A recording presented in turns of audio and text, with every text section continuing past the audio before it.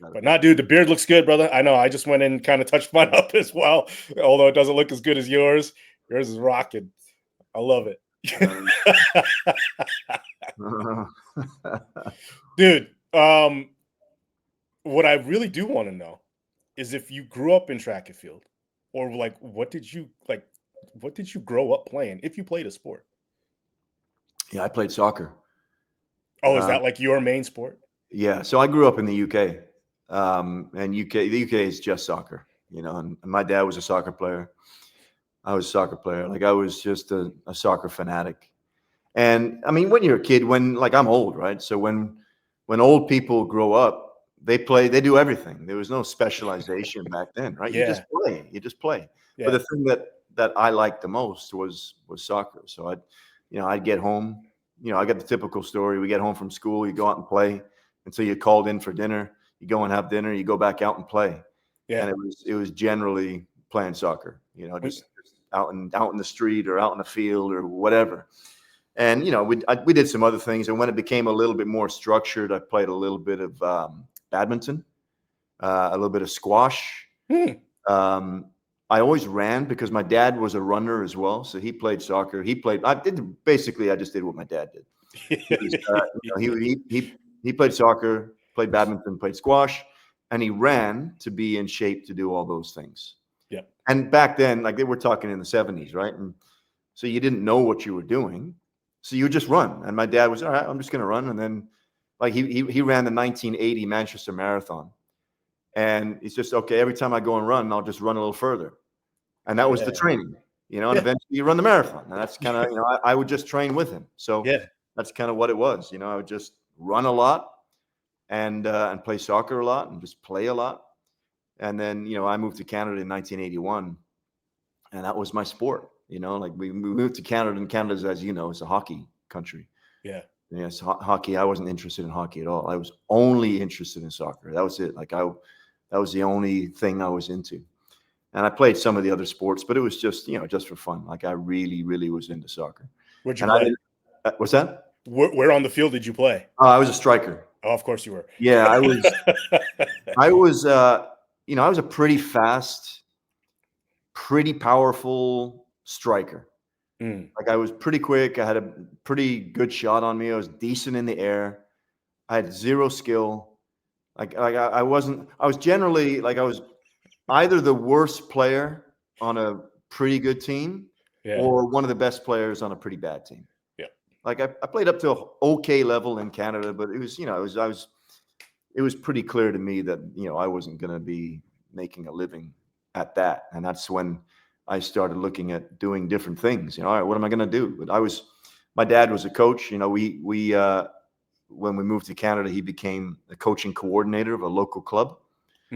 And I started coaching for, one of the I think it was an under 11 team, and I was 14. And that kind of began my coaching career, just coaching soccer. And so I was always I grew up in a coaching household and always interested in, why we do the things we do and how to get better at the things that we do. So, when it became clear that I wasn't going to be an athlete, it was a pretty natural progression into just being a coach. I want to get the timeline. Had you made that decision that you were like, man, I don't know if this is for me at 14, or when did that realization happen? Yeah, no, that realization came when I was about 23 or 24. Okay. Yeah. So I tried to play soccer. I was still had, dreams of being, an athlete, a professional athlete of some sort up until I was probably 21, 22. And then I said, okay, this isn't going to work. But by that time, I didn't know really what I was going to do for a living because I didn't know coaching was even at that point an option. So I was doing all this other stuff, just trialing things. And all right, I don't really like this. I don't really like that. I don't really like this. And I kind of just fell into coaching because I didn't, as I said, I didn't really even know it was an option at that point. I stopped playing soccer when I was, I think, probably 1993. So I would have been 24. And all my friends at that point were track athletes for whatever reason. Like I just had a bunch of Jamaican friends because they're kind of the community I was in. We're the best on the planet. What do you want? I mean, the best people around. Exactly. Like I was DJing, so I was kind of in that community. And Love it. so they all of them were sprinters. So I was Yeah. a pretty fast soccer player. I said, well, I still want to do something. I know I'm not going to be a professional sprinter, but let me try this just for fun. And I went out and started sprinting. And I got a coach, and worked with this coach. And by that time, I'd been coaching soccer for a long time, and I kind of knew a little bit about some things. I knew a little bit. I would already at that point been interested in strength and power and speed. So I knew enough to know that the coach that was coaching me in track wasn't very good. Mm. And I wasn't very good. Like I was pretty slow. And I kind of put it down to, well, I feel like I can be faster than this. I know I can't be elite, but I think I can be faster than what this guy is coaching me towards. So I started coaching myself, and I was able to coach or convince a few of my friends to come and train with me. So Mm. there was me and like 4 or 5 others, and we were just playing around. And obviously I didn't know what I was doing at all, right? I'm just a kid, and I didn't get any faster at all. But some of my friends did. So I quit the training bit and just started coaching. Mm. Just for fun. Like I wasn't. It's still at this point, it wasn't a career for me. It's just I'm really interested in this, and people were getting pretty good. So all right, let me lean into this a little bit and see where it takes me. And then it's probably then it's like 5, 6, 7 years later before I actually thought, all right, this is going to be my career. Like Yeah. this is probably 1994, and in 1994, I've got a little group of track athletes I'm coaching.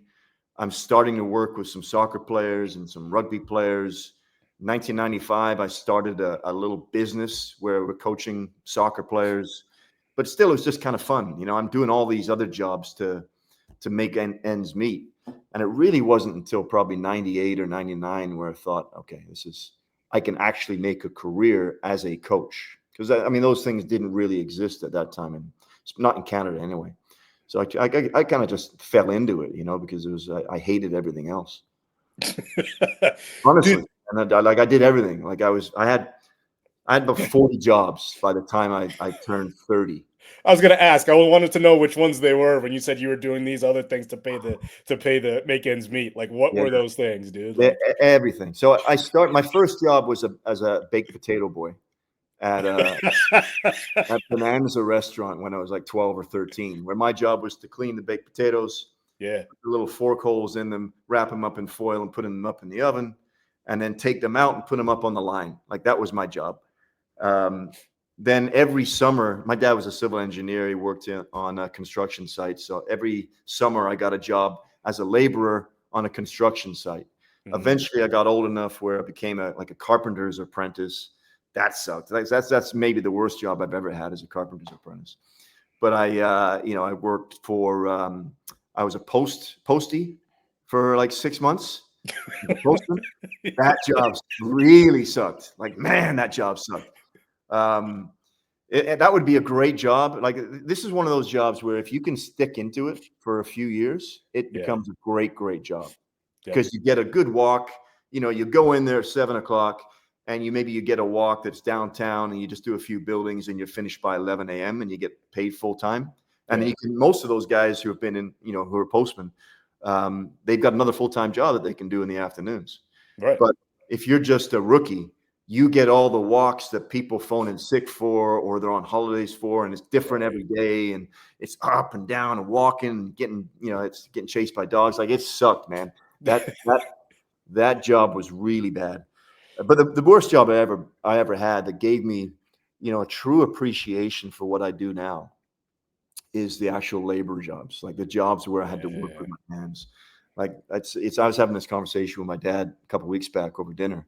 I said, I really, really appreciate those times. Those times where I hated getting up in the morning. I hated going to the job site.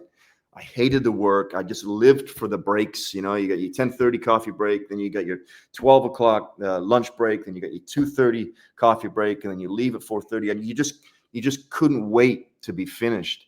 And it just gave me an appreciation for like what I do now, as yeah, well as an appreciation for people who do work with their hands, who do that work.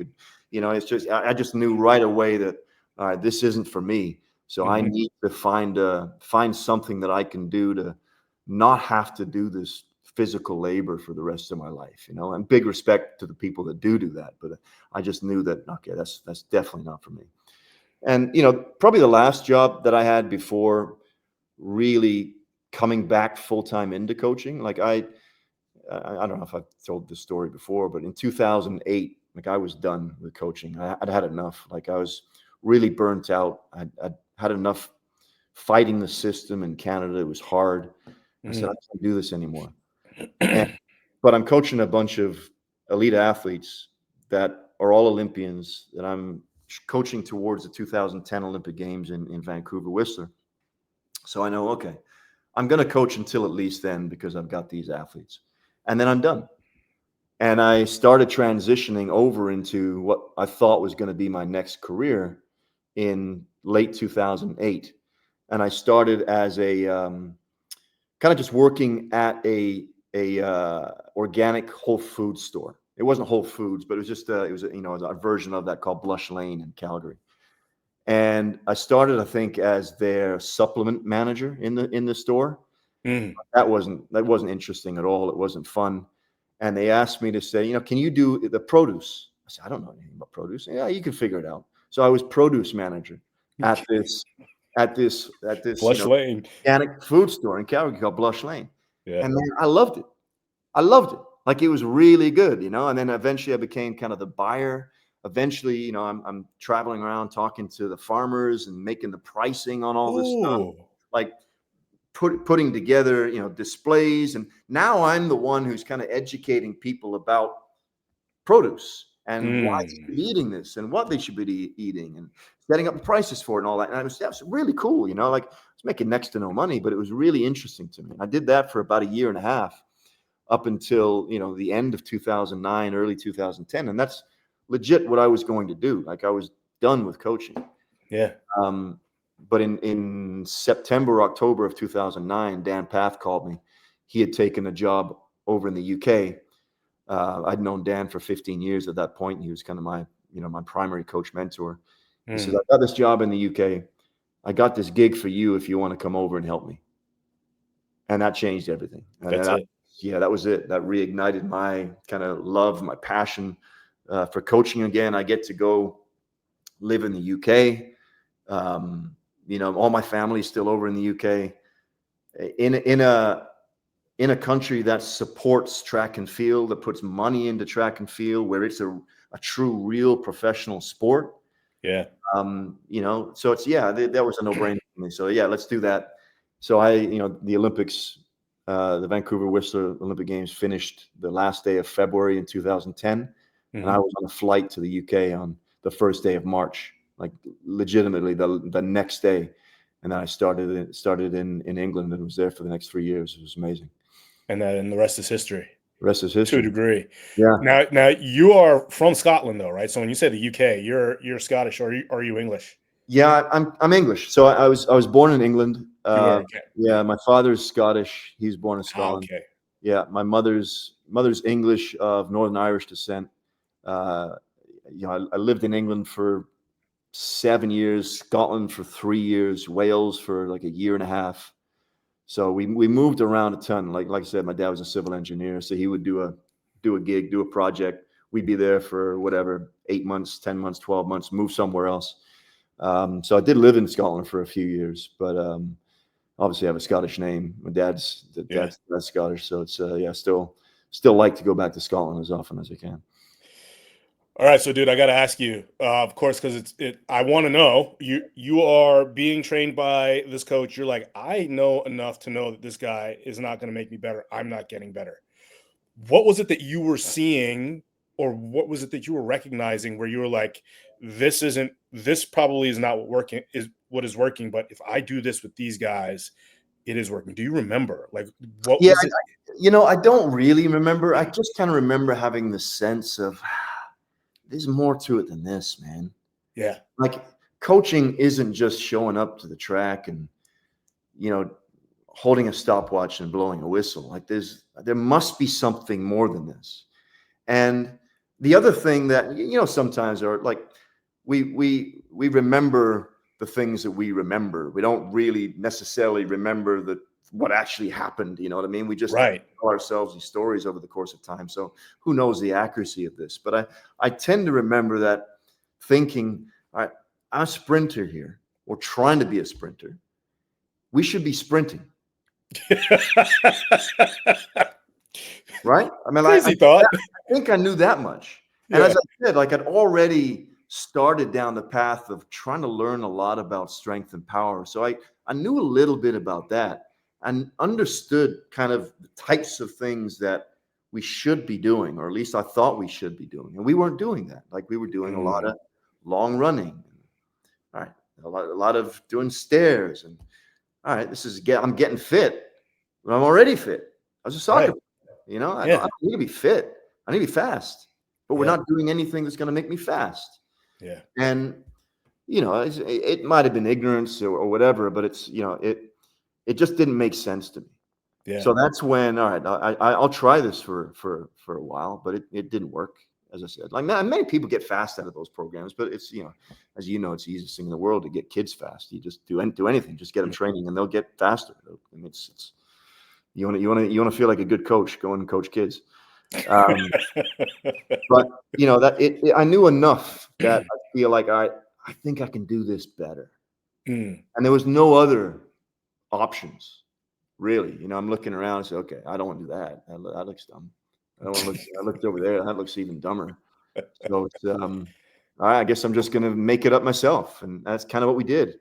Yeah. And at the same time, I had, like, one of my closest friends was a sprinter, a Canadian sprinter named Donovan Bailey, and Donovan did pretty good. He was, He's pretty good. yeah, like an Olympic gold medalist and a world record holder, and like this was pre all that, but he was good already. Yeah.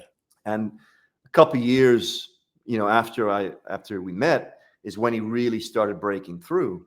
And that's when I started thinking, okay, this is interesting to me. Mm. Let me learn more about it. How do I do that?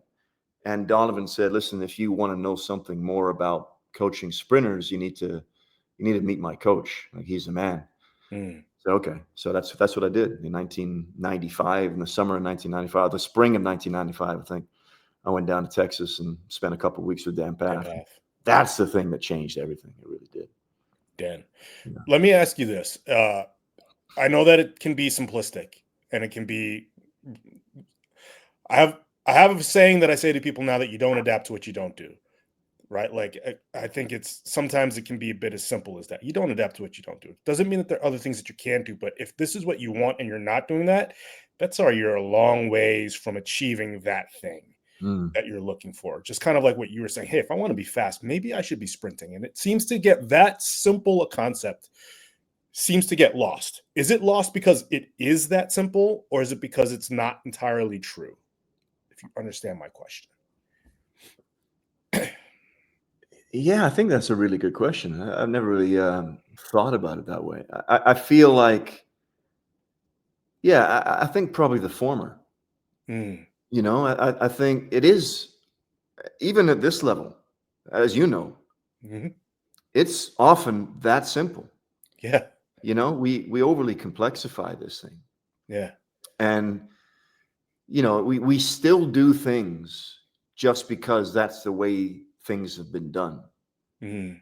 And especially in developmental spaces where most of the coaches are not professional, that they're not, they don't have the requisite education. They kind of just know what they know. Yeah. And what they know is the things that they did. And they did the things that their coaches did. And so on and so on, going back decades, where we didn't really know. You just do stuff. And you don't ask those questions about why you're doing those things. So I feel like, yeah, we just get lost sometimes on just doing things out of tradition, doing things because those are the things that have always been done, and not really, don't really get as curious as we should be about why we're doing those things. Because, as I said, most people, when they're developing, it doesn't matter what they do. They will get better. So okay, well, they're getting better. So I must be a good coach. I must be doing the right thing. This system must be right, so on and so forth. Mhm. No, they're just growing and developing, getting stronger, bigger. And again, it's the easiest thing in the world. So yeah, it's a good question. I don't, I'll be honest, I don't Mhm. give a lot of thought to development of young athletes because it's not Okay. the space I've ever really been interested in. I did it out of necessity Mhm. for 5 or 6 years when I, just sort of started my company. And like, I think it was 1995, we started a fitness for soccer players company. And every kid that, every athlete we worked with was between 12 and 17 years old. So but I didn't really know what I was doing, and I really wasn't interested in that. I was at that point, it was a means to an end. I Mm. want to be a coach, but it's not this level, but I need to do this at this level to afford to do it at a higher level. So but it's never really been a thing that drives me. So, you know, getting back to your question, I don't know if I've given it enough thought to really have a real solid, definitive opinion, other than we do tend to just bias towards the things that we did when we were athletes, and I know that's a big problem. I was talking to a friend of mine who's in the baseball space, and he said there's a difference between complex and complicated. We have a tendency to make things complicated, which is where pieces don't necessarily fit and they're not supposed to, but we try to find ways to. Whereas complex things, there are lots of elements to them, but they're supposed to fit together, and there's a difference.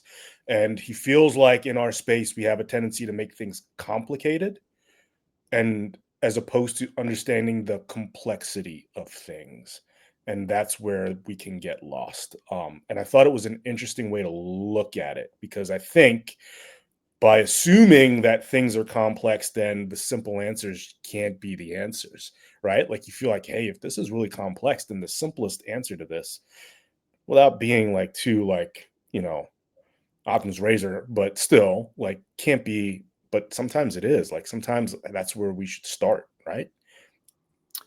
I feel like really, first, I don't necessarily fully agree with what your friend said, but no, I'll Okay, get to that in a second. But perfect.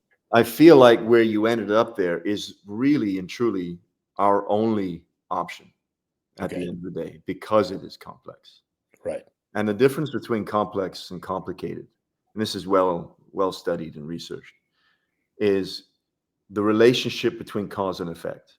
In Mm, a complicated system, there is a clear relationship between the cause of a thing and the effect of a thing, if hmm. you are expert in that thing. So you know what will happen if you do this. So Right. for example, an example of a complicated system would be a watch. Like, if a watch breaks, I wouldn't know the first thing about how to fix a Yeah. watch. You probably wouldn't either, but there's watchmakers that you can take your watch to that will be able to, okay, you do this, this, and this, and it will work in a very, very, um, in an obvious way to that domain expert. Mm, Sending a rocket to the moon is a complicated problem mm, because you do this, you do that, you do this, you do that, the rocket will go to the moon. mm. A complex problem is one where there is a relationship between the cause of a thing and the effect of a thing, but you only see it in hindsight. You have to play it out first and foremost, Yep. right? So that's not sending a rocket to the moon. You don't, all right, we're going to build a rocket and then hopefully this is going to work.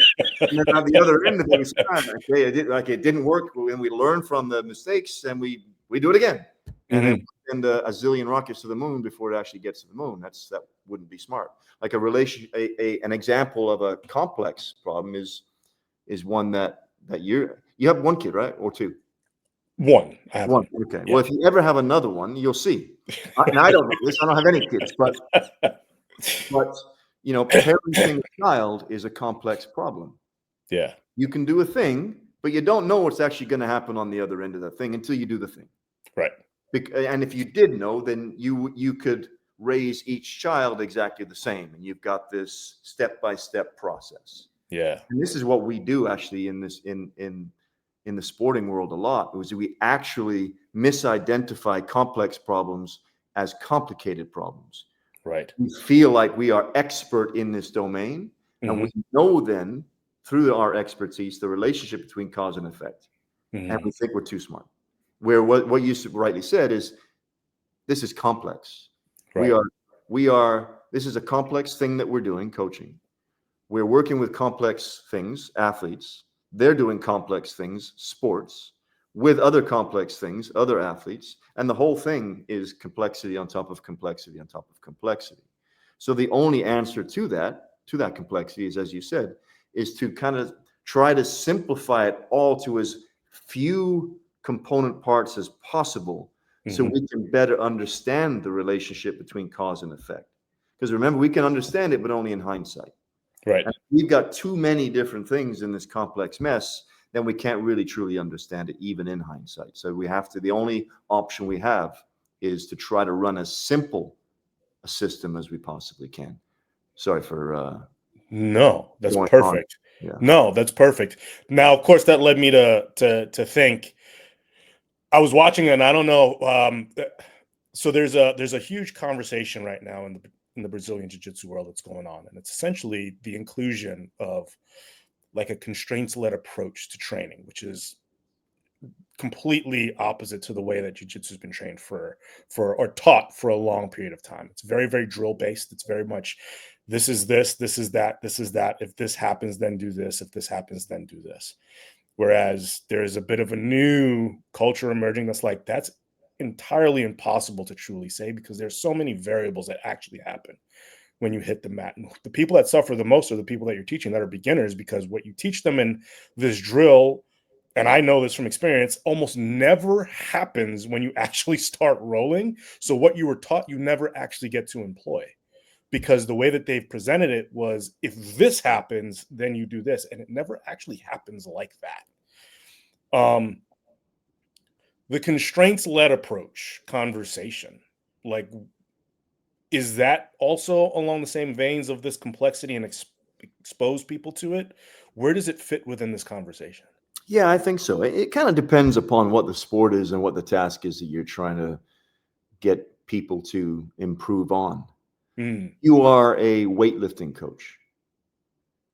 There's not a lot of adaptability good. required as a weightlifter, Right. right? So much of your training will be more towards sort of complicated. You know that you give this type of load, Yep. this type of timing and frequency and magnitude, and this is probably going to happen.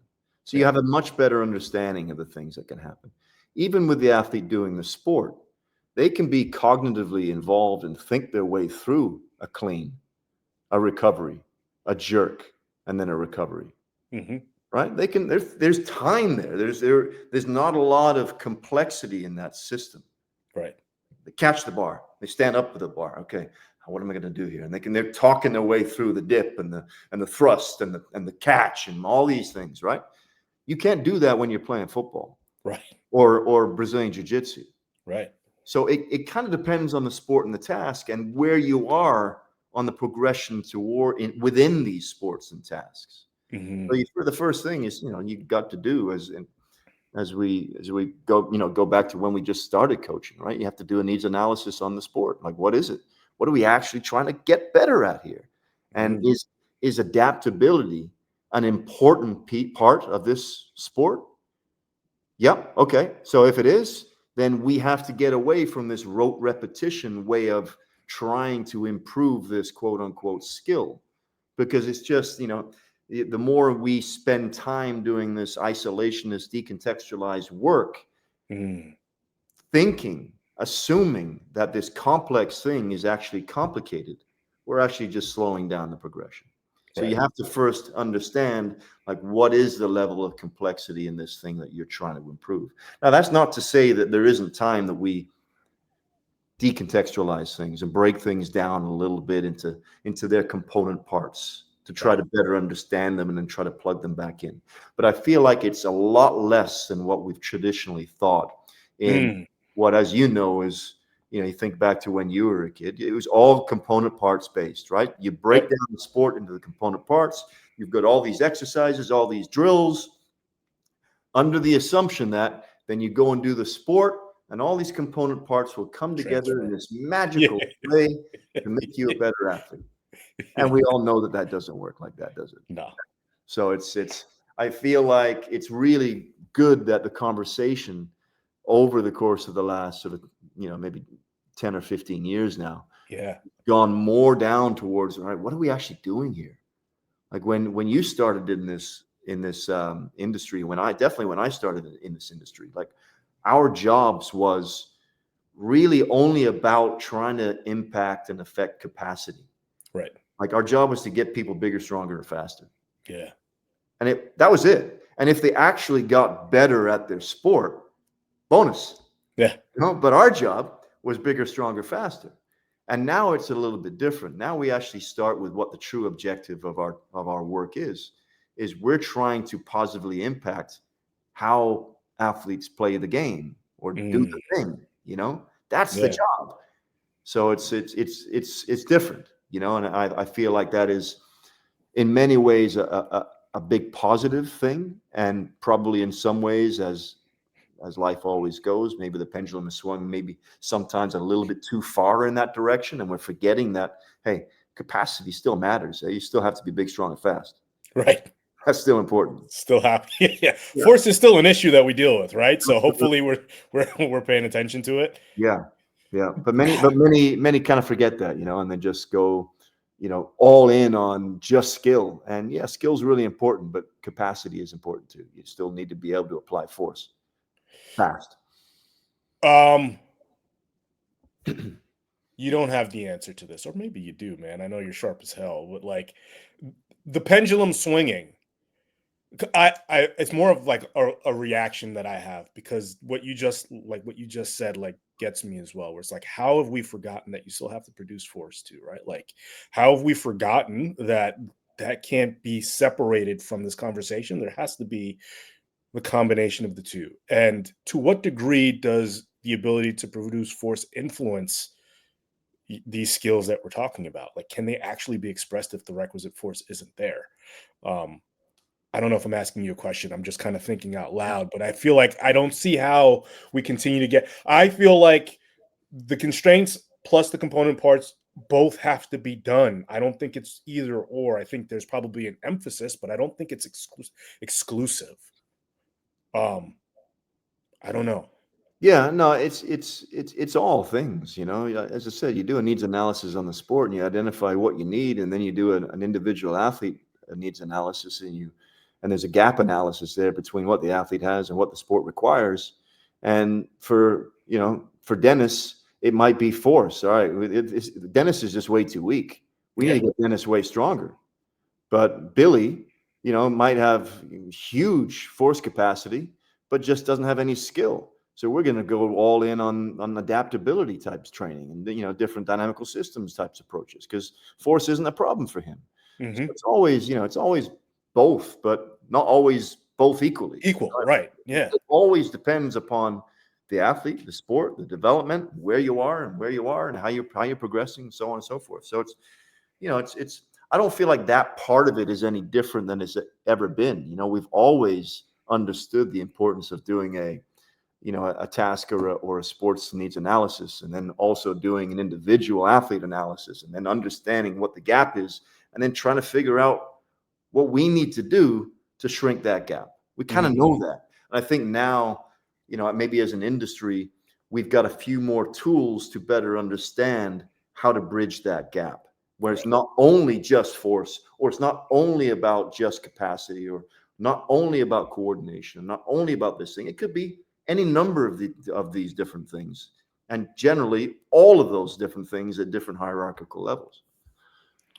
Dude, I know that you've achieved a great number. I know your success with a specific type of athlete.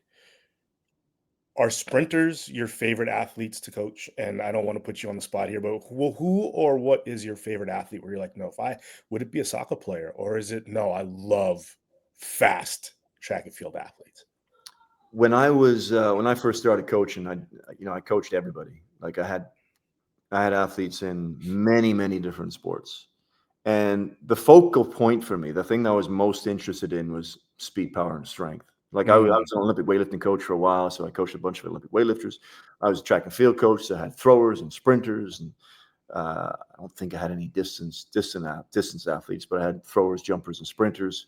I had bobsledders, I had skeleton athletes, I had speed skaters, I had cyclists, and obviously soccer players, rugby players, football players, and I gravitated more and more towards the sports that had fewer component parts in it, or maybe less skill based. Yeah. Because then I could understand immediately what my impact was upon their performance. Yeah. So if I'm a strength and conditioning coach and I'm working with a soccer team or a soccer player, yeah, I can get them bigger, stronger, faster. But I don't know if I'm impacting how they actually play the game. Yeah. And I always kind of struggled with that. Yeah. But with bobsled, I could immediately see the impact of my work immediately. And the same by the way with cycling, because cycling is very, especially sprint cycling, it's not very technical at all. You just got to be super powerful, right? So you can kind of see that as well. So Yeah. within sprinting and within bobsled and within skeleton to maybe a little bit less of a degree, because there's a little bit more that goes into skeleton. That's kind of what I really started being more interested in, because I could see the results of the work right away. And there was no other people that were in control of this system, Right. within the system. It was just me. Yeah. There's not a head coach. There's not another coach. There's not a bunch of assistant coaches, whatever. It was just me. Yeah. And that's what I really enjoyed. So from that, that's kind of the athletes that I really gravitate towards. But then within that, I gravitate towards, my interest is in like the tip of the spear, like the best of the best. Like that's the stuff that really fascinates me. And bobsled athletes, and bobsledders, if there's any bobsledders listening to this, they won't mind me saying this, are typically failed athletes at any other sport. Nobody grows up wanting to be a bobsledder. They become a bobsledder because they failed at football, or failed at sprinting, or failed at becoming a decathlete or whatever. Now they're fun to work with because they're failed at all these sports. So they work really hard and they've got an incredible mindset. Like I really, really enjoyed working with bobsledders, and they're big and they're strong, and all these different things go into it. Where track is much more about only speed. Yeah. There's many different ways in which you can train a bobsledder, where in track is a little bit different. But for me, because track is really the peak, like I think you can make a really good argument that the fastest people in the world do track and field. Yeah. Are sprinters. Yeah. There might be some incredible NFL football players out there that are not playing in the NFL. Yeah. That might be, somewhere in Africa or somewhere in the Caribbean or somewhere in Australia playing rugby, Aussie rules or whatever, or rugby, whatever. They're not necessarily the best. Where in track, the fastest people are kind of the fastest people. There's nobody out there playing in the NFL or playing in rugby or playing in the NBA that could have beaten Usain Bolt. Right. This doesn't happen, right? So this was the tip of the spear, and this is for me, that was what I was really mostly interested in. So that's when, as I said, when Dan called me in October of 2009, that was okay. Yeah, I'm in. I got the opportunity to go to the UK and work with some elite sprinters. Yeah, I'm 100% in. So it's that for those reasons, that is what I prefer. Like elite sprinting, specifically 100, 200 meters, is what I prefer as a coach. One, sprinters make the best bobsledders. A little nod to Cool Runnings, and not always though. Like not always. Yeah. Because here's the thing: sprinters are a certain way, as you know. Yeah. They're a certain way.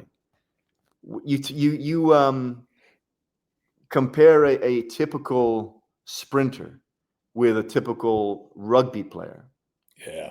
And then you stand them at the top of a bobsled track in -30, about to push this 200-kilo sled down a mile-long ice track at close to 100 miles an hour. Guess who's going to look forward to that more than the A other one. little, yeah, yeah. The rugby player is going Oh to be, yeah, yeah, sign me up. 100%. The Yeah, sprinter typically not. yeah. So it takes a certain a certain Person. mentality to Yeah, do that. And most sprinters, frankly, don't have it.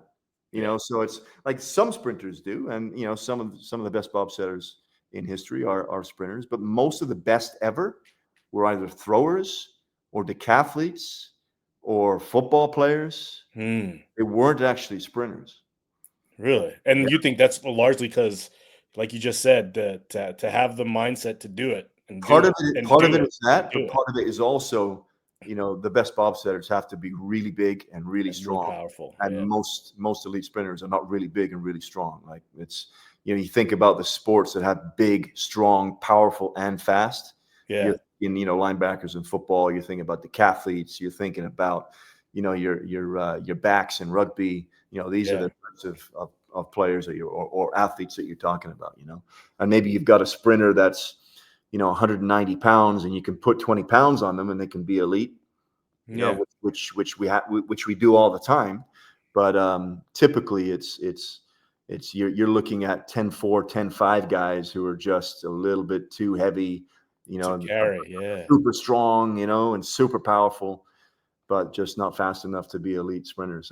Those are typically make really good bobsledders or jumpers, by the way. And there was a big history of elite jumpers, especially in sort of Latvia and Russia and some of the Eastern European companies or countries who Mhm. just became elite bobsledders. So just super elastic, like just big, long, and elastic, and they became really good bobsledders. It's interesting you said, at least the morphology of the sprinter. I think people would tend to believe to be fast, you've got to be powerful, and to be powerful, there's got to be some size on you. And then you think of maybe Ben Johnson, who was small but compact but powerful, or you think of guys like Johan Blake, I guess for me, Safa Powell, not very big, but I mean put together. I think Usain Bolt probably turned the world on its head a little bit. Is it a misconception that to be an elite sprinter you have to be big, or what does it take to be an elite sprinter, I guess is the question. Yeah, it's you definitely don't have to be big, and you definitely don't have to be strong. You have to be fast. Right? So I love it. I love when it. when you're younger, typically the fastest kids are also the strongest kids. Yeah. Typically, the Yeah. ones who can produce the most amount of force are also the ones who are fastest. That relationship between force and velocity almost gets flipped 180 degrees at the elite end, Yeah. because the ones that can apply high forces require way too much time to produce that force, time that you just don't have as a sprinter. Mm, So some of the strongest kids when they're 14, 15 are the slow kids when they're 24, 25, yeah. because they're still super strong, but they're on the ground for way too long. Yeah. So when you ask what does it require, it requires the ability to apply high forces really, Really really fast. fast. Yeah. Not just high forces. You have to be able to apply that force super duper fast Hmm. in the right direction. So that's where kind of mechanics come in, Yeah. and be really light. Because if I apply the exact same force as you, in the Hmm. exact same time as you, in the exact same direction as you, and I'm lighter than you, then I beat you. So it's mass specific force. So Yeah. that's why, many of the sprinters that you see, many of the elite ones, are pretty small. They're pretty elite. They're really small. Like Christian Coleman is a tiny guy. Andre DeGrasse, a Grass. tiny guy. Yeah. It's Trayvon Bromell is a really small guy. Johan Blake, he looks big and muscular. He's not. He's muscular for sure, but he's a He's small not. guy. Okay. Yeah. Asafa is one of the, is a big, strong, and powerful man. Like he was very powerful, but he's more, he's the exception to the rule. Really, very very few of them are that large. Most of them are fairly small. If you could reduce it to a thing that, and part of this too, Stu, is one, I want to be able to have people get a chance to know the people that I talk about, right? Shared your background, what you're interested in, what you love to do. And then there's also an element of, I think the people that are watching this and that are interested are going to be people that are, I'm not going to say novices, but are learning, right? This is an educational piece. Speed is the king of all, right? Everybody wants to learn how to get people to be faster. Is there a thing that young coaches should be focusing on? So, Dan Cleather wrote a fantastic book that I love. It's simple, and one of his key elements was, I think, what you just said. It's about force application, right? Like, can you Mhm. do it faster?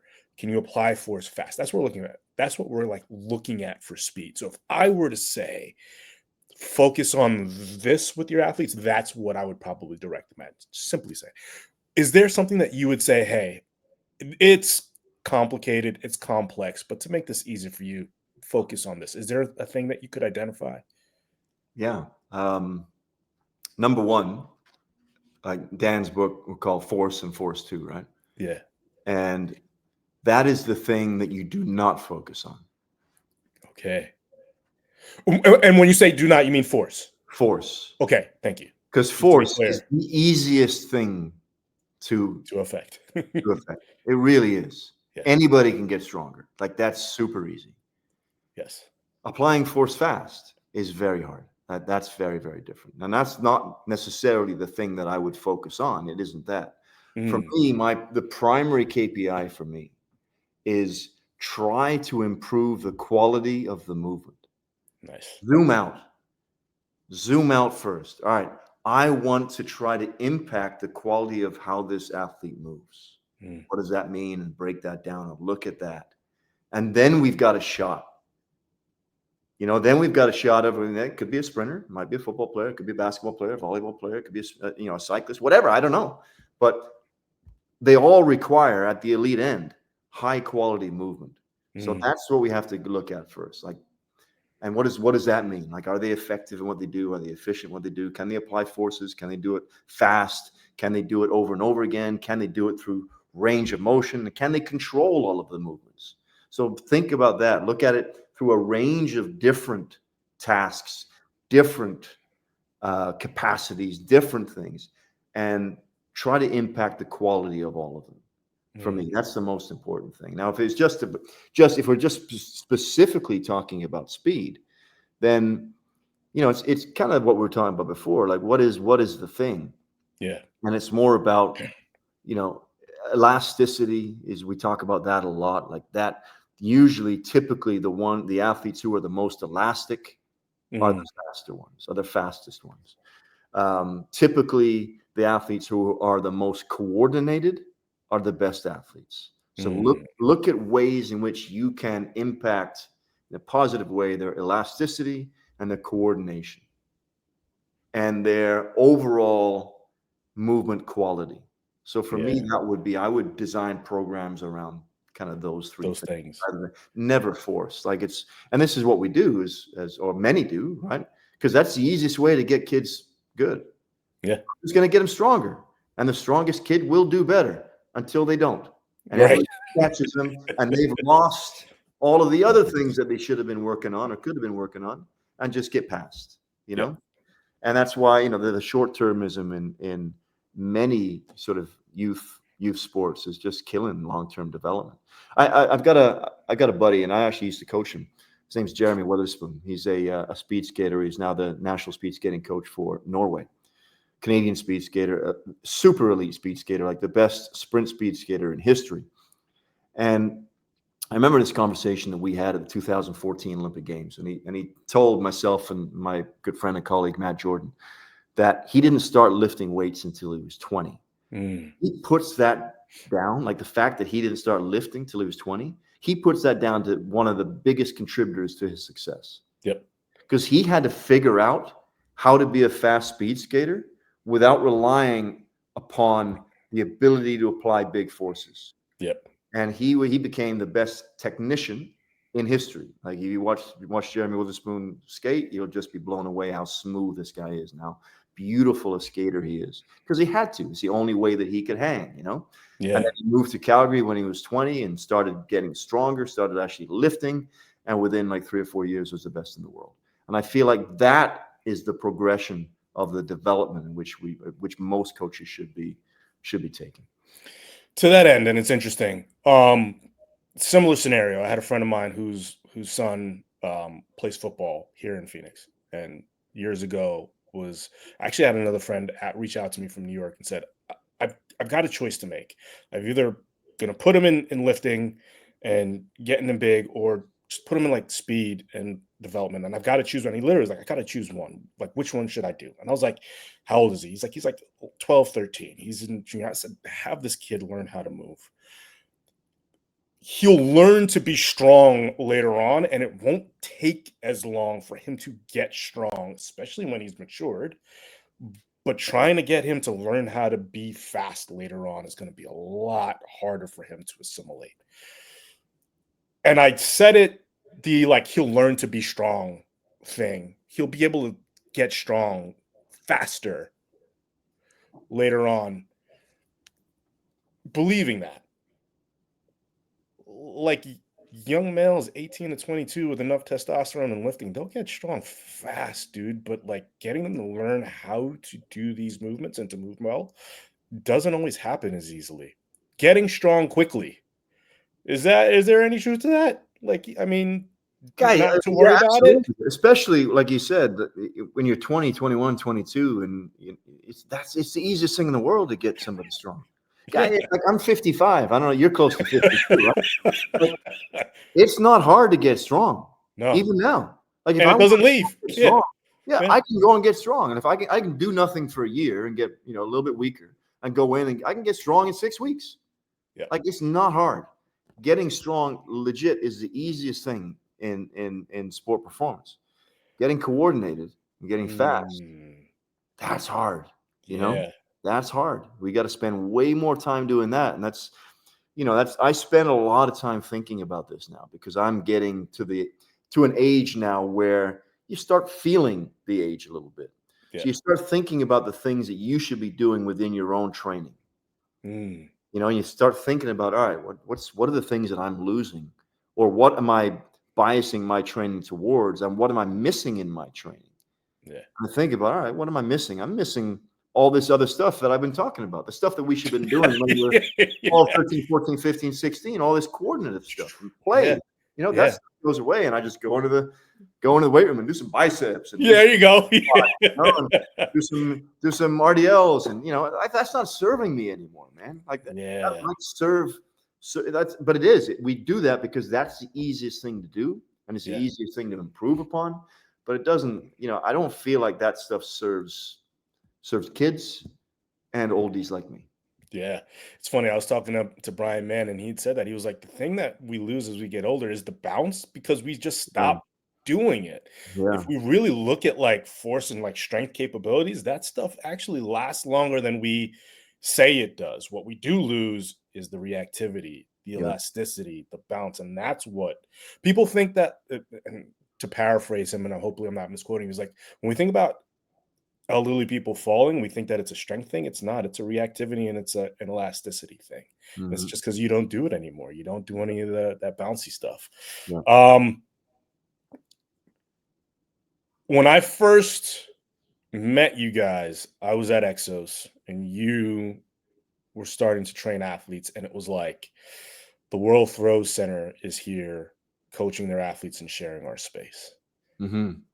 And for a long time, it was me watching you guys coach your track athletes and talk to each other here and there. But the real business of what you guys did, and when I say like the real business, education and diversifying what the business, you weren't just coaching track athletes. Mm-hmm. When did that shift happen? And did you always have a business mindset, or was there a point where you're like, we have to do this? Like the Altus and what it is now, was that always your vision, or did that evolve as things happened? Yeah, it evolved. To answer your other question, I've always had a business mindset. I mean, I started my first business, my first real sport performance business, with my friend Nick Ward in 1995. So and since then I've kind of oscillated between working for somebody and working for myself, and always kind of biased towards the entrepreneurial thing. I've always preferred being my own boss. I don't do well with people telling me what to do or telling me what I cannot and can do. So I've always preferred to do that.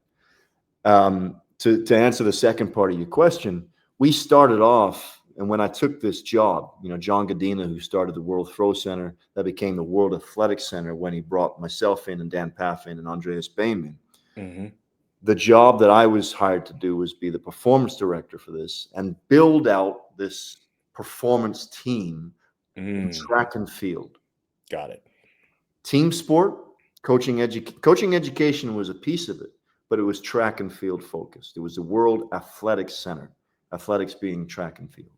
Mm-hmm. And by that time, we're talking 2013, I'd already, people knew who I was. I had a some sort of reputation internationally. By that time, I'd already been working with athletes in other sports and helping coaches in other sports. Dan had been doing very similar. So it pretty quickly, people saw, we can learn from these guys, even if we're not track and field coaches. Right. And then we said, yeah, there's probably something here. So we did our first apprentice coach program in 2014. And I think of the about 20 coaches that came, 10 of them were from track and field and 10 of them were from team sports. And that was a little bit of a light bulb moment.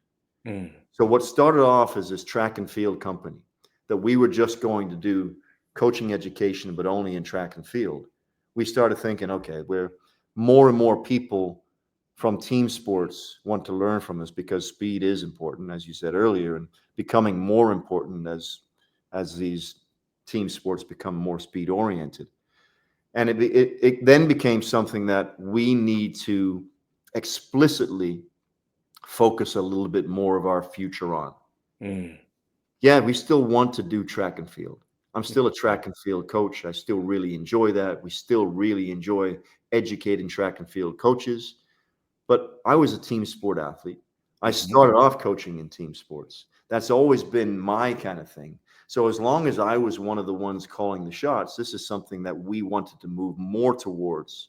So we started then, all right, rather than just focusing on track and field, let's expand our reach a little bit more, expand then our revenue possibilities a little bit more, which is obviously important when you've got a small startup company. And it became a thing, and then over the course of maybe the next 5 years, we went from mostly a track company that did some education to being a education company that did some track. Yeah. And then most of our education, what it started off as kind of 50-50 track and team sports, it's now 90-10. It's now 90% team sport and 10% track and field. Like almost all of our revenues now come from team sport and team sport coaching education and not track and field. We still really love track and field. I'm still I spend the first 4 or 5 hours of every day coaching sprinters. Like that's still what I do. But the rest of the time the rest of my work and almost all of the work that we do as a company now, or a big majority of it, is spent how to try to impact the performance and health of all athletes, regardless of their sports. And many of them, and this is just the reality of kind of the track and field world, many of them, in fact, most of them, come from team sports now because there's way more coaches and much more revenue in it. The MSC program, was that born out of a gap maybe that you've noticed in? Like, tell me about the MSC program. Yeah, it definitely is. Like, these are conversations that we have. You kind of, us old guys have all the time. Like how much did we learn from our own education? Like nothing. Like I didn't learn anything from my bachelor's degree, and like no one does. We complain about the education system all the time, and everybody does. Like, it's for years and years you hear people complaining about the education system. So number one. Number two, for so long, feedback that I've got from many coaches about some of our longer courses are, hey, this is like a master's degree. Yeah. Like, this is a big course, man. This is a master's program. This is better than my master's degree. Yeah. Okay, yeah. And then I remember having like a series of conversations with Richard Clark 5, 6 years ago. And Rich was a lecturer, and he's, like many, kind of complaining about the traditional system, the traditional education system. So we just began thinking about, all right, what could this be if we were doing something different? And these are just loose conversations, not thinking about actually doing something different, just Mm, what it could be. And by the way, I was like, at one point in my career, I was thinking about doing a PhD, and I was going to do a PhD in problem-based learning, which I feel is a much more effective way to learn about the thing. You find a problem, you figure out all the ways in which you can solve this problem. So fast forward to a couple of years ago, and Rich reaches out and said, "Hey, let's do this thing. I figured out a way in which we can do it." I said, mm, "Okay, let's start talking about it." So we started talking over the next year and start putting together all of the paperwork that needed to be put together. And said, "Yeah, this is actually viable. We can put together a master's degree, and we are going to base this on kind of a problem-based learning perspective." So that's what we've done. And then probably 8 months ago, we put out a call for interested people. Are you mm. interested in this? And we had almost 1,000 people say, "Yeah, I'm interested in a master's degree program by Altus." Immediately. Yeah. Yeah, like 1,000 people within a month put their hand up. Done. So, all right, well, we know We we've have got, something. we've Yeah. got something. So we're about a month into our first cohort. 2 weeks actually, 2 weeks into our first cohort. We've got a second cohort starting in September. We're going to do a cohort starting over in Europe next year as well. So it's cool, man. It's it's really interesting. It's a way in which we can continue kind of our objective, right? Like, our objective is to try to create and share our as good a education program in health and performance as we possibly can. We Yeah. learn about all these things. We try to make sense of it and share it to the community. And this is just another way in which we can do that.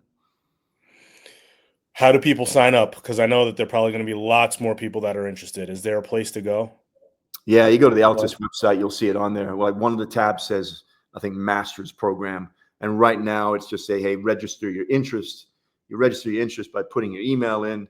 You get on an email list, and then we're probably going to start talking about the September cohort within the next 4 weeks. So it's pretty mm, quick. Like, if somebody's interested in potentially starting the master's degree with us in September, we're probably going to start talking about it within 3 to 4 weeks from now. Most of the degrees online. There's going to be a couple times where you have to come to either Scottsdale if we're running it here, or to Europe if we're running the European cohort for, like, I think 10 days over the course of 18 months. It's an 18-month full-time program with 10 days where you actually have to be in person, with the rest of it just being there at home in front of your computer. So it's cool, man. Like, it's been fun. It's hard. It's a lot of work. Like, putting yeah. together and helping put it together a curriculum for this is a big challenge. But I feel like if we do this well, like, we can really change how sport performance education is done and operated within, and it actually being something that serves coaches rather than just being a tick box exercise, which has been for so long. It's interesting, man. You either get your degree and then you come out and then you get certified by the people that are really doing it, but you don't get a degree from the people that are really doing it. So, like, Yeah. the fact that this is that middle piece, I thought, I remember when I saw the clip, I was like, I gotta talk to Stu about this. Yeah. This is what's missing, and I Yeah. think you've heard it everywhere, and it's true. And so, like, kudos, man, because it's true. It's what the industry needs. Yeah, I appreciate that. Yeah, you in this program, you are learning how to be a coach by working with coaches. That are Through coaching. working with coaches, doing things Yeah. that these coaches have seen, Yep. working through problems that actually exist in Yes. sport, rather than, you know, a curriculum put together by professors who have never worked in the field. That's right. Yeah, man. Um, I know, or I hate saying that I know. from what I loosely know, you're a fan of philosophy, man. I think you're just in reading in general. Things maybe outside of S&C, but I think they influence the way that you see your craft. What are some of the things unrelated directly to S&C that influence you as a coach? Yeah, I grew up in both a coaching household and a reading household. So my dad was Mm, a coach and an athlete, and my mother was a reader. Like mm. she averaged probably reading 2 books a week, Oh, ever, damn. forever. She'd read 100, yeah, always. Like she wasn't the TV was never on. She just reads, Yeah. and it's still to this day. She reads probably 2 books a week, 100 books, 100 books a year for 60 something years, probably. Golly. So that's what I grew up in. So I'd Yeah. always liked to read. Now, it took me a while to figure out the things that I was interested in reading. Like you just trial things, you know? Yeah. There was a time because as I said before, like I started DJing when I was, 1985. So 16 is when I Mm. started DJing. And I was initially DJing this new type of music that was coming out of Brooklyn called rap, you know? It it was and that was like nobody was into it, man. Like no, especially in Canada. Like it's like we were just rapping, okay. It's like I dug it. It's Yeah. cool. So Yeah. we started DJing this, me and my buddy. And we also, because my buddy was Jamaican, we started playing around with Jamaican music, Mhm. primarily, at that point kind of dancehall. Mhm. So I'm just trying to think about where the heck I was gonna go with that story.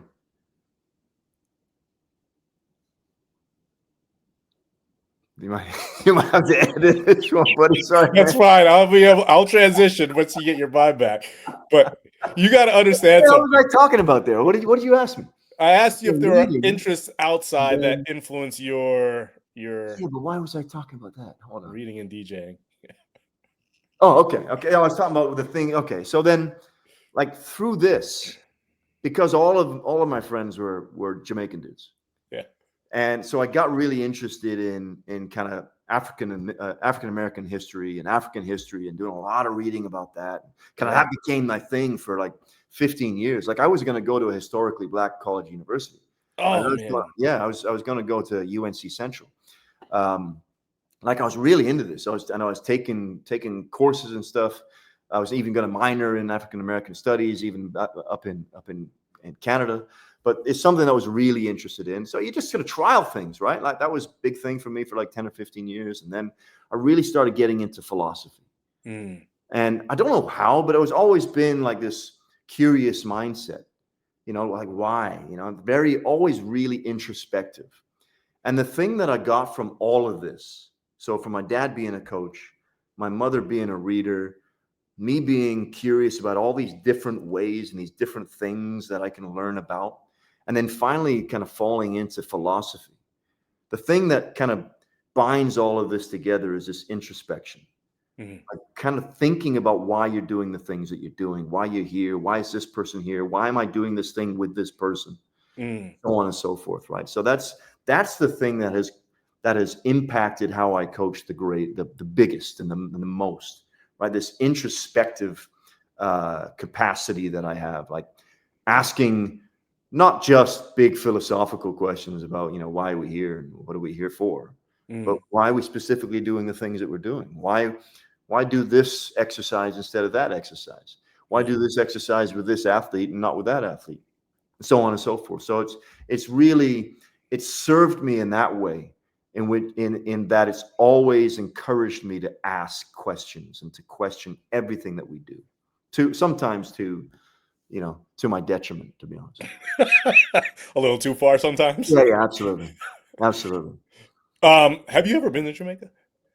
I would Oh, imagine you have many, many, many, many. many times. Yeah, yeah, many, many times. Yeah. Yeah. Where do you go when you go? Mostly Mobe. Do you Yeah. really? So my Donovan he lives in Mobay. Yeah. So I would go and spend a lot of time with Donovan down in Mobay. We'd go down minimum once a year for years and years and years. Yeah. Awesome. Yeah. My family is Jamaican. I don't Yeah. know Yeah. if yeah, and my parents immigrated.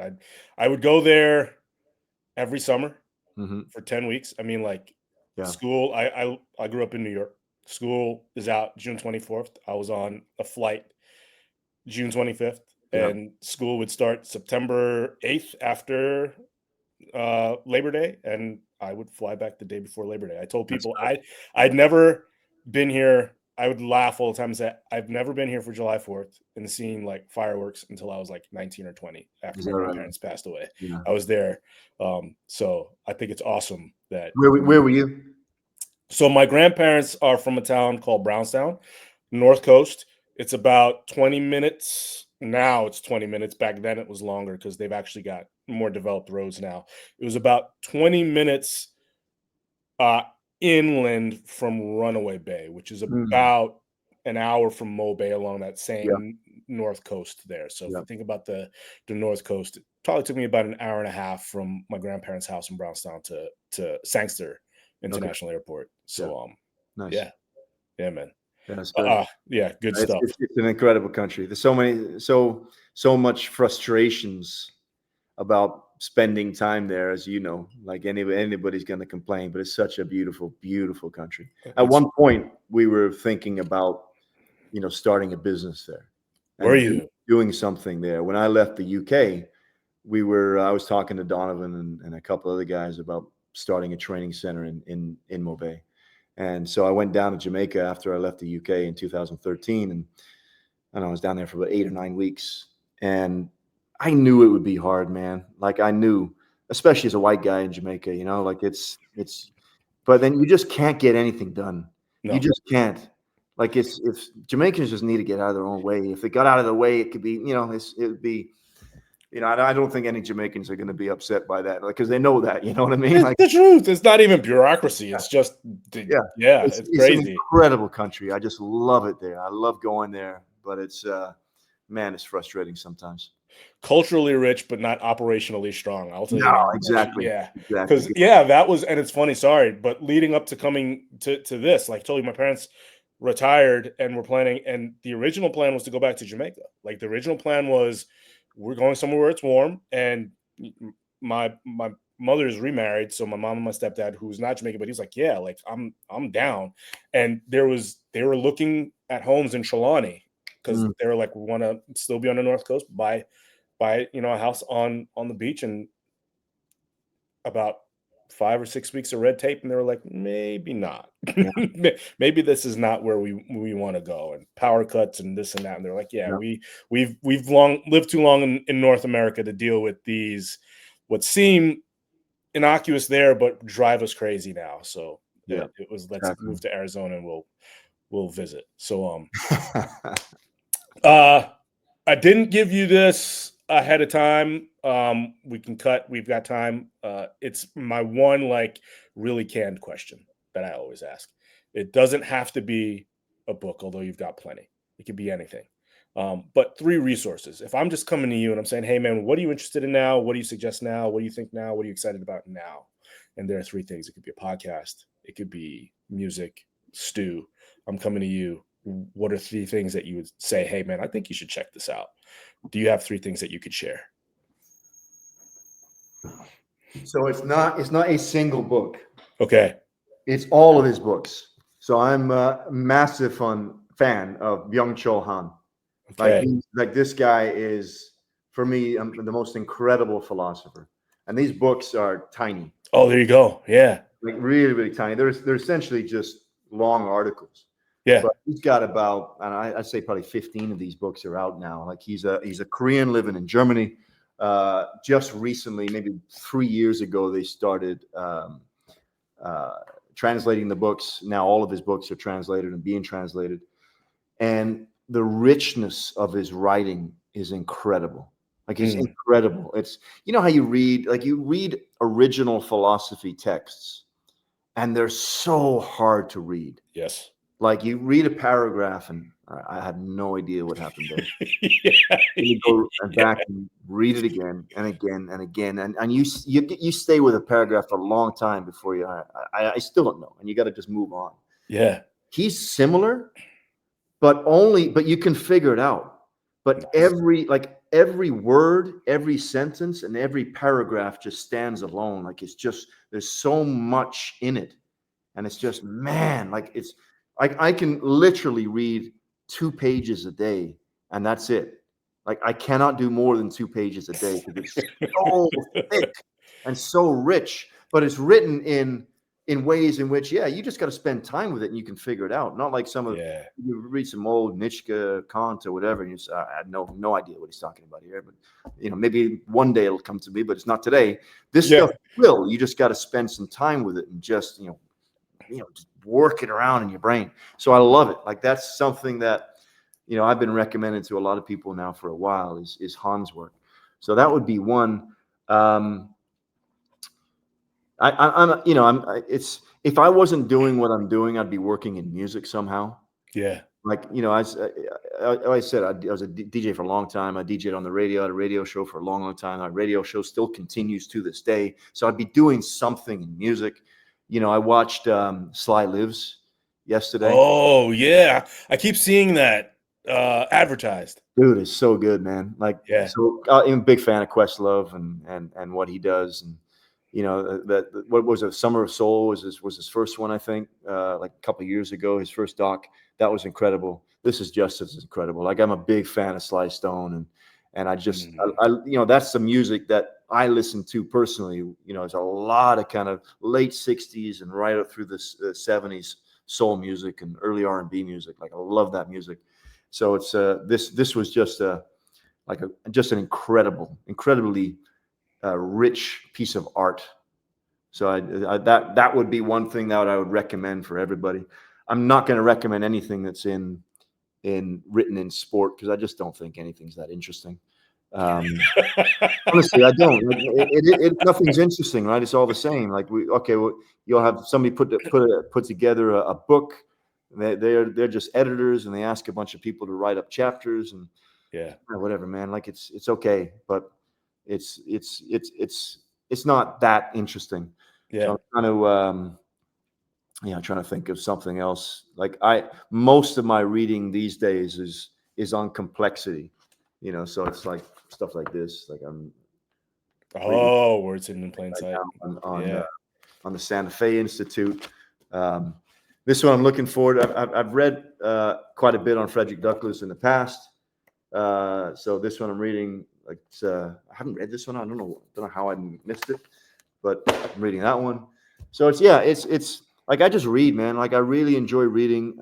If I'm going to watch anything, I watch documentaries. Yeah. But I spend a lot of time just reading as broad as I can. So like in philosophy and in complexity, and still read quite a lot on African American history and African history, and a podcast that I actually there's a couple podcasts I listen to that I love. One is called Philosophize This, which I'm almost hesitant to tell people about because I don't want it to become a big thing. But that dude's a genius, though, man. He's so good, man. He's so good. He's brilliant how he puts it together. And if you haven't listened to it, like if the listeners haven't listened to this, go back to the start and listen to episode 1 from the beginning, dude. Right from the beginning. And episode 1 isn't great. Like he started it maybe 6 years ago, and he's incredibly good at it now. Like he's a great podcaster. And you can tell he just gets better and better and better and better. And by the end of the first year, he's brilliant. And now he's I'm a patron of his, and I love that podcast. Yep. And the other podcast I listen to is called The Rest is History. It's put together by 2 British historians. And I love that podcast. So they put out 2 a week, every Tuesday and every Friday, or every Monday and every Thursday or something. Right now they're doing a piece on the Congo, and I think they called it at the time, not the Democratic Republic of the Congo, but it's when Belgium first moved in there, and basically it was just it's disgusting what some of these so what was going on with much of this. But it's really interesting to learn about this. It basically spawned the book, Joseph Conrad's book, The Heart of Darkness. So if you've read The Heart of Darkness, it's talks about all of this, right? And so to learn a little bit more about the context that led to that book has been really interesting. So those are 3 or 4 things that I've been paying attention to lately. Dude, that's a lot to chew on. I mean, if you listen to Philosophize This, Yeah, watch Sly Stone, and get a little bit of Han in, that's a pretty full fucking day, dude. absolutely. That's a full Big day. day. Yeah, That's a big day. yeah. My man, I know that your time is heavily accounted for, and I appreciate you taking the time out to chat with me. So I thank you, appreciate you, dude. man. I appreciate you Yeah, having me on, and it's been a big fan of yours, as you know, from day one, man. It's you do good things. I It's appreciate you, my dude. whole life now is just about doing cool things with cool people and cool places, and you're one of those cool people, man. I appreciate you. And if that's the way we live, that's a pretty good life. That's it.